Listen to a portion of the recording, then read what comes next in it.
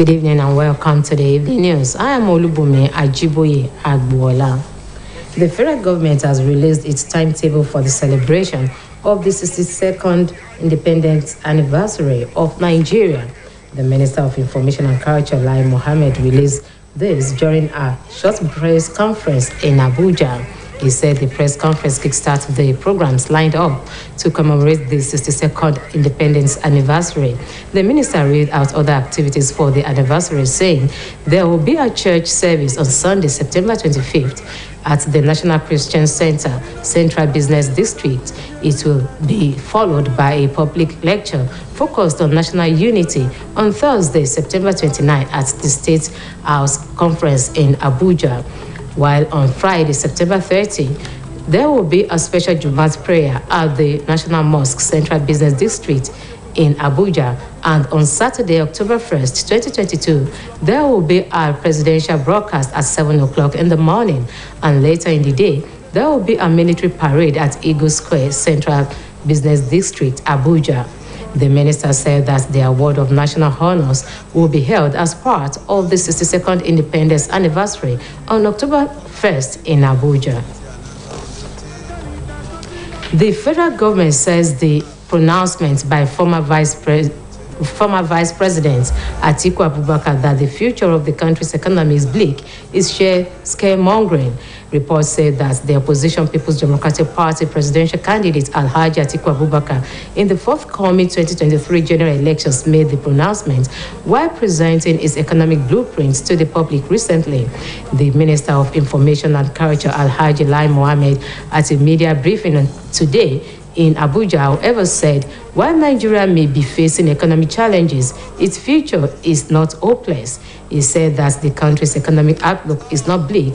Instead, the economy has been resilient, having recovered from 2 recessions within 5 years in 2016 and 2020. The minister also faulted Atiku's position that Nigeria under the APC-led government has consistently run on the budget deficits since it came to power in 2015, and the budget deficits are often above the 3% threshold permissible under the Fiscal Responsibility Law.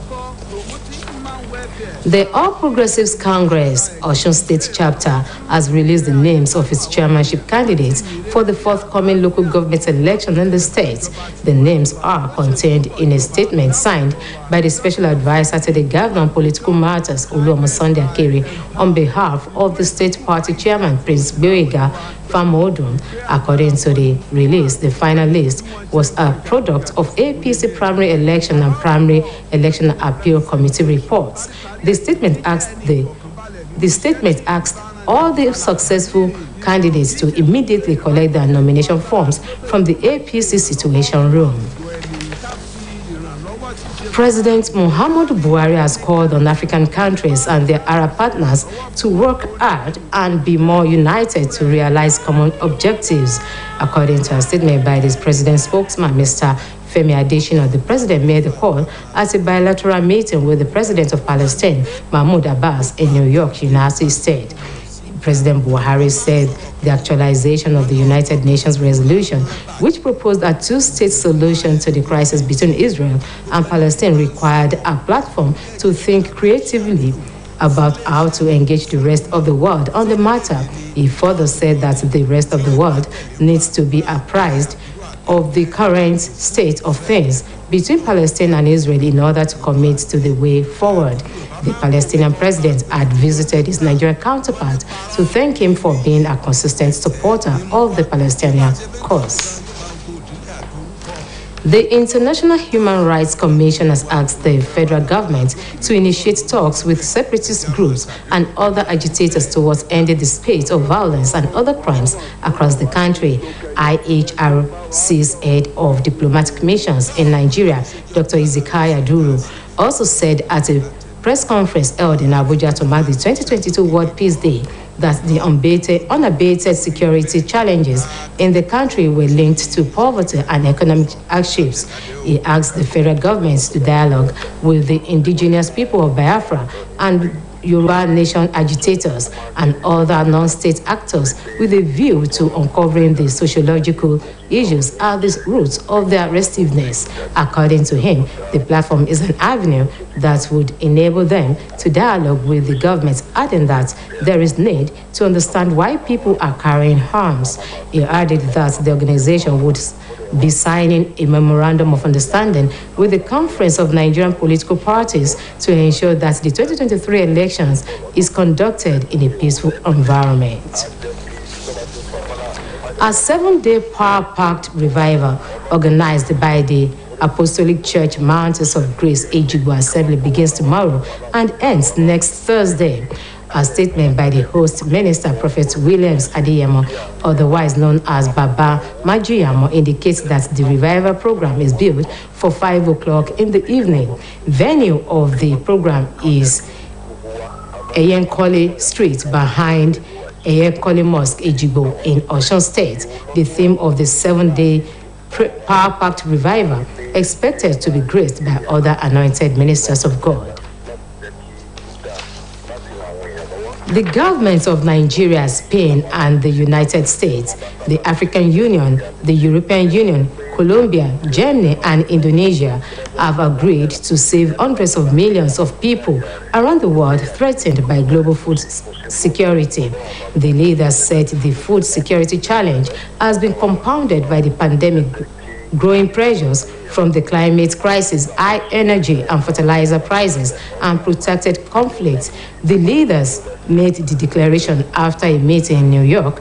They added that Russia's invasion of Ukraine has disrupted production and supply chains and increased global food insecurity by working together to create innovative partnerships, including international financial institutions, United Nations, regional and sub-regional organizations, and civil society organizations, alongside other key stakeholders within the global community. And on sports, goalkeeper of the Algerian national football team, Anthony Mandera, has been ruled out of his country's national friendly against Nigeria. According to reports, Mandera, aged 25, misses out due to injury, while Algeria coach Jamel Bamadi called up MC Algeria goalkeeper Farid Chal as his replacement. He won his first cap for Nigeria in a friendly game against Iran in June and was hoping to add to his cap either against Guinea or Nigeria. So far this season, the 28-year-old has conceded 3 goals in 5 games for Algeria. Meanwhile, the Super Eagles camp at the Marriott Constantine hit the 100% mark with the arrival of goalkeeper Francis Zoo and defender Ibube Duru. While on the foreign scene, Iran has restricted internet access after days of protest and unrest that have claimed at least 17 lives following the death of a young woman in the custody of the morality police. Public anger has fled in the Islamic Republic over the death last week of a 22-year-old woman, Masa Amini, who had been detained for allegedly wearing a hijab scarf in an improper way. Activists said the woman, whose Kurdish first name is Gina, suffered a fatal blow to the head, but claim was denied by officials who announced an investigation. During 6 straight nights of protest, women demonstrators have defiantly taken off their headscarves and burned them in bonfires or symbolically cut their hair before cheering crowds. Protesters in Tehran were heard chanting "No to the headscarf, yes to freedom and equality" in a rally that has been echoed by solidarity protests abroad.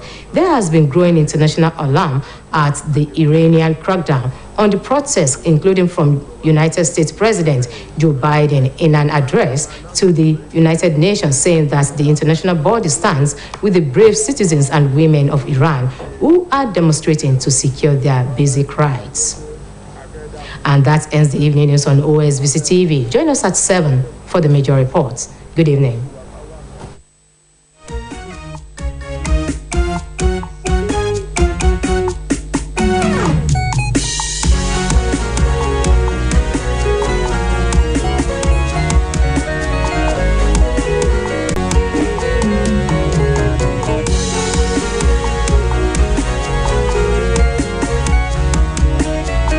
wáyé lórí ẹ̀rọ móhùnmáwòrán yín channel 32 UHF ilé àwíyé òkè baálẹ̀ Òṣogbo ní déédéé aago 4:00 sí aago 5 ìrọ̀lẹ́. Ètò yìí ni ó máa tọ́ wa sọ́nà gẹ́gẹ́ bí mùsùlùmí òdodo láti gbé ìgbé ayé ìrọ̀rùn ká lè jèrè nílé ayé àti níjọ́ ìgbéǹde àlìkíámọ̀. Jímọ̀ ayọ̀ la máa ṣe o, máa ń sàlám.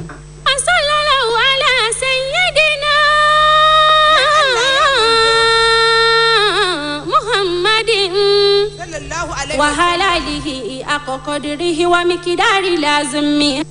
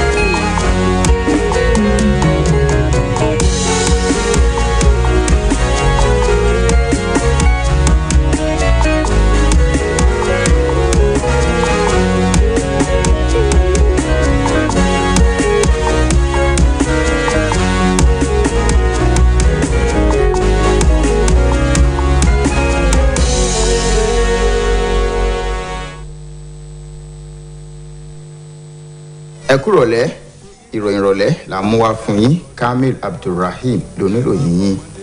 Ìjọba àpapọ̀ ti gbé àtẹ ètò gbogbo tó ń sàmì ayẹyẹ ọdún 62 torílẹ̀-èdè yìí gbòmìnira jáde. Mínísítà fẹ́tò ìròyìn àti àṣà lórílẹ̀-èdè yìí Alhaji Lai Mohammed ló ṣàlàyé yìí níbi ìpàdé oníròyìn kan l'Àbújá.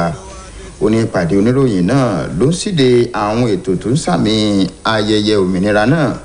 Mínísítà náà tún ṣàlàkalẹ̀ àwọn ètò míì nígbà tó ní ìsìn pàtàkì yóò wáyé lọ́jọ́ ìsinmi tó ń bọ̀ yìí.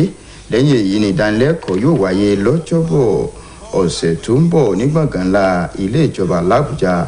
Lọ́jọ́ ẹtì ọ̀sẹ̀ tó ń bọ̀ nínú Jímọ̀ yóò wáyé ní mọ́sálásí ńlá àpapọ̀ ilẹ̀ yìí.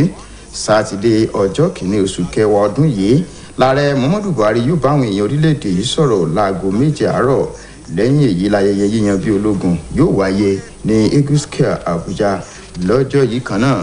Mínísítà tún ní fífi àmì ẹ̀yẹ àpapọ̀ ilẹ̀ yìí dáwọn èèyàn kan lọ́lá ló jẹ́ ààrẹ ètò tó ń sàmì ayẹyẹ ìgbòmìnira náà tí yóò wáyé lọ́jọ́ 11 oṣù tó ń bọ̀.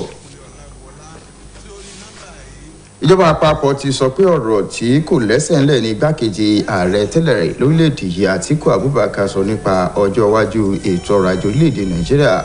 Ròyìn fi hàn pé olùdíje fúnpò ààrẹ nínú ẹgbẹ́ alátakò People's Democratic Party nínú ìdìbò gbogbogbò ọdún tó ń bọ̀. Alhaji Atiku Abubakar sọ pé ètò ọrọ̀ ajé orílẹ̀-èdè yìí ti dákú rẹ̀tẹ̀ lásìkò tó ń ṣàgbékalẹ̀ ìlànà ètò ọrọ̀ ajé lẹ́nu lọ́lọ́ yìí.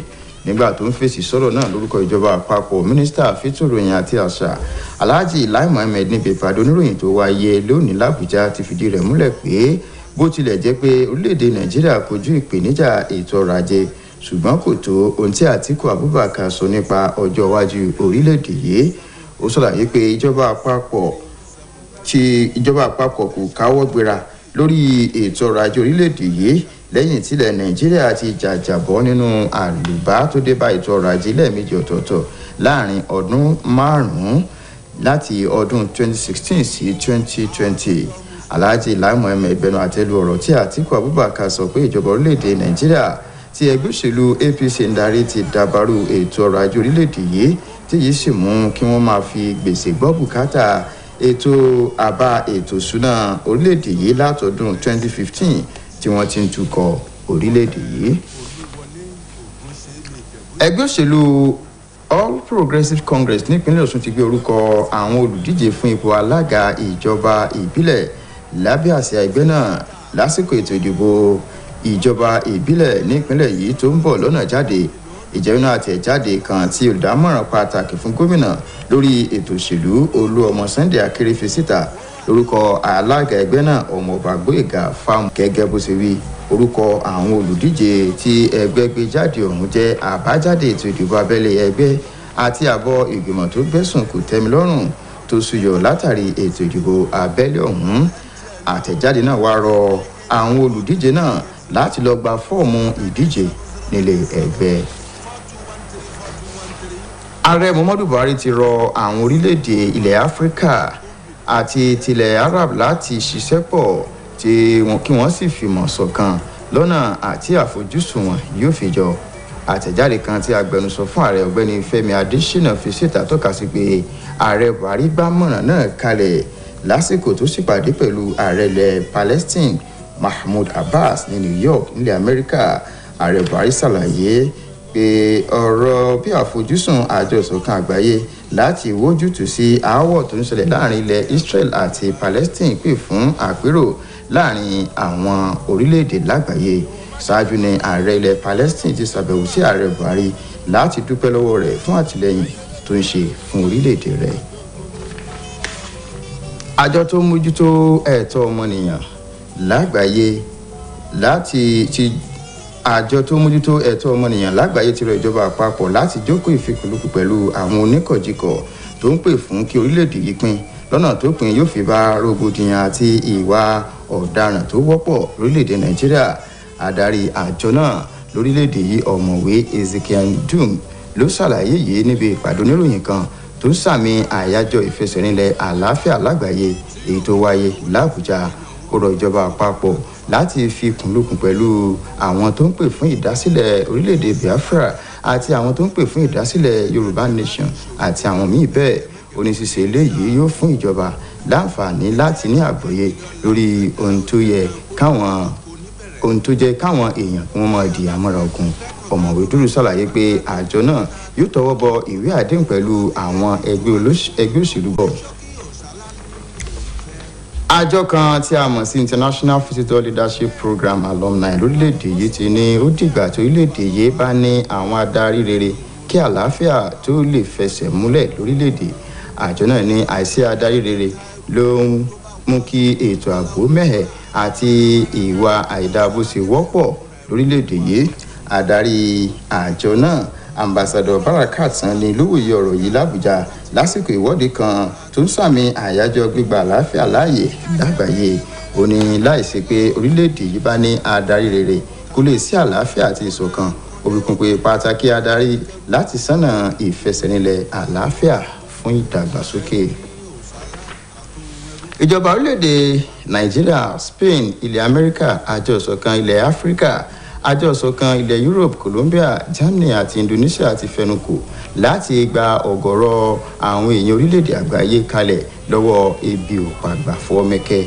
Àwọn adarí náà ní àjàkálẹ̀ àrùn, àyípadà tó dé bá ojú ọjọ́, owó ajílẹ̀ tó gbẹnu sókè àti aáwọ̀ tó ń ṣẹlẹ̀ láàrin orílẹ̀-èdè kan wà lára ohun tó ń ṣokùnfà ọ̀wọ́n oúnjẹ. fún ikọ̀ agbábọ́ọ̀lù Algeria Anthony Madera ti kúrò nínú àwọn ikọ̀ tí yóò kópa nínú ìdíje ọlọ́rẹ̀ẹ́sọ̀rẹ̀ tí yóò wáyé pẹ̀lú orílẹ̀-èdè Nàìjíríà gẹ́gẹ́ bí ìròyìn sì fi hàn. Madera ẹni ọdún mẹ́ẹ̀ẹ́dọ́gbọ̀n ní kò sí nínú àwọn agbábọ́ọ̀lù náà látàrí bó ṣe farapa nígbà tí olùkọ́ ikọ̀ agbábọ́ọ̀lù Algeria Jamel Belmadi ti ránṣẹ́ pé amúlé fún ikọ̀ agbábọ́ọ̀lù MC Alger Farid Cha láti rọ́pò rẹ̀. Ó ti kọ́kọ́ ṣe dáadáa fún ikọ̀ agbábọ́ọ̀lù Algeria nínú ìfẹsẹ̀wọnsẹ̀ tó wáyé pẹ̀lú ojúgbà rẹ̀ ní Iran lóṣù kẹfà ọdún yìí tí ìrètí sì wà pé yóò tún ṣe dáadáa jù tẹ́lẹ̀ lọ nígbà tí ó bá kojú ilẹ̀ Guinea tàbí orílẹ̀-èdè Nàìjíríà. Ròyìn fi hàn pé ikọ̀ agbábọ́ọ̀lù Super Eagles ti gbáradì níbùdó wọn nílẹ̀ Algeria pẹ̀lú bí amúlé ikọ̀ náà Francis Usoho àti adìẹ̀yìnmú fún ikọ̀ náà Ebube ti wà ní ibùdó ìgbáradì náà. Àwọn èèyàn orílẹ̀-èdè Iran kò láǹfààní sí ẹ̀rọ ayélujára lẹ́yìn ọjọ́ mélòó kan tí kò bá olè tó wáyé látà àwọn ọlọ́pàá. Ìfẹ̀hónúhàn ló bẹ̀rẹ̀ lọ́sẹ̀ tó kọjá lórí ikú obìnrin ẹni ọdún 22 Mahsa Amini ẹni tí wọ́n fi sáhàmọ́ fẹ̀sùn pé ó lo hijab nílòkulò. Ìfẹ̀hónúhàn náà ló bẹ̀rẹ̀ lọ́sẹ̀ tó kọjá lórí ikú obìnrin ẹni ọdún 22 náà Mahsa Amini ẹni tí gbogbo àwọn ajàfẹ́tọ̀ọ́ ọmọnìyàn sọ pé obìnrin náà China ni wọ́n gbá nǹkan mọ́ lórí àmọ́ táwọn tí wọ́n ṣe ìwádìí kò sọ fáráyé gbọ́. Lásìkò ìfẹ̀hónúhàn náà làwọn obìnrin ti yọ aṣọ tí wọ́n wé mọ́ orí tí wọ́n sì dáná sun ojú títì bẹ́ẹ̀ ni wọ́n gé irun orí wọn kí wọ́n tó dára.